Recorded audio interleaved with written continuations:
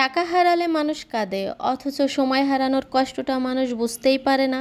জীবন খুব অদ্ভুত। যখন ছোট ছিলাম বড় হওয়ার জন্য ব্যস্ত ছিলাম, আর এখন বড় হয়ে বুঝি ছোটবেলাটাই সবচেয়ে সুন্দর ছিল। এই পৃথিবীতে সবাই নিজের প্রয়োজনেই কাছে আসে। সময় বদলালে মানুষও বদলে যায়। জীবন কাউকে সব কিছু দেয় না, কাউকে মানুষ দেয়, কাউকে শিক্ষা দেয়। তাই এখন আর কাউকেই দোষ দিই না, কারণ মানুষ যা করে তা তার স্বভাব, আর আমি যা সহ্য করি তা আমার শিক্ষা।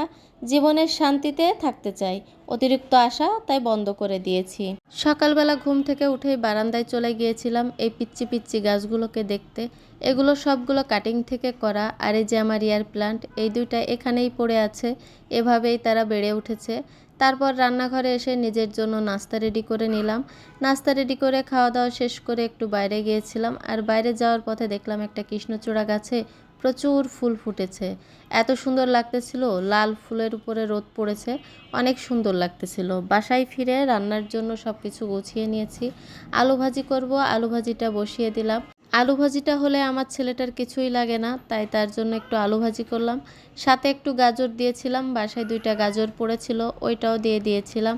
আলু ভাজিটা করতে করতে আমি অন্য সবজিগুলিও গুছিয়ে নিয়েছি, কেটে ধুয়ে নিয়েছি, ওগুলো বসিয়ে দিতে হবে। আলু ভাজিটা আমার হয়ে গেছে, আলু ভাজিটা তুলে নিয়ে আমি অন্য রান্নাগুলো চাপিয়ে দেব।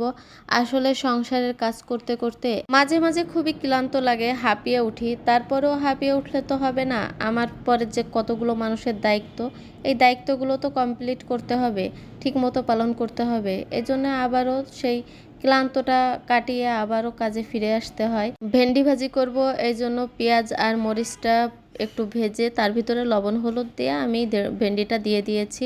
এটাকে এখন নেড়ে চেড়ে নামিয়ে নিলেই হয়ে যাবে। এটা রান্না করতে খুব একটা সময় লাগে না, আর অনেক সময় তো আমার এই ভেন্ডিটা অনেকটা আঠালো হয়ে যায়, কেমন জানি খেতে হয়ে যায়, মানে রান্না করতে খুব একটা পারি না এটা। আবার মাঝে মাঝে এত ভালো হয়, দেখেই মনটা ভালো হয়ে যায়। আজকে যেমন এই ঢেঁড়স ভাজিটা অনেক সুন্দর হয়েছে, আবার মাঝে মাঝে এমন হয় যে আমার খেতে ইচ্ছা করে না। আর রান্না করব শিং মাছ, কই মাছ দিয়ে লাউ। এজন্য আমি পেঁয়াজ রসুনটা দিয়ে একটু ভেজে পানি দিয়ে মশলাটা দিয়ে দেব। মশলাটা সুন্দর করে কষিয়ে এর মধ্যে আমি হলুদ লবণ দিয়ে আর একটু নাড়াচাড়া করে আমি মাছগুলো দিয়ে দেব। কই মাছ, শিং মাছ নিয়েছি, মানে আমার বাসার একজন শিং মাছ খায় না আর একজন কই মাছ খায় না, তাই দুইটা একসাথেই রান্না করছি। কারণ কেউ খাবে কেউ খাবে না তা তো হবে না, তাই দুইটাই একসাথে রান্না করতেছি। মাছটা দিয়ে নেড়েচেড়ে একটু পানি দিয়ে জাল করে নেব, আর পানিটা শুকিয়ে গেলে আমি মাছগুলো উঠিয়ে নেব। মাছগুলো উঠিয়ে নিয়ে আমি লাউটা দিয়ে কষাতে বসিয়ে দেব। আসলে রান্না করতে খুব একটা সময় লাগে না, কিন্তু বর্তমানে যে গরম, এই গরমে রান্নাঘরে দাঁড়িয়ে রান্না করতে গেলে জীবন মনে হয় অর্ধেকই শেষ হয়ে যায়। মাঝে মাঝে তো ইচ্ছাই করে না রান্নাঘরে ঢুকতে, মন চায় যে সারাক্ষণ ফ্যানের নিচে বসে থাকি। লাউটা কষাতে দিয়ে আমি চালটা ধুয়ে রাইস কুকারে দিয়ে দেব।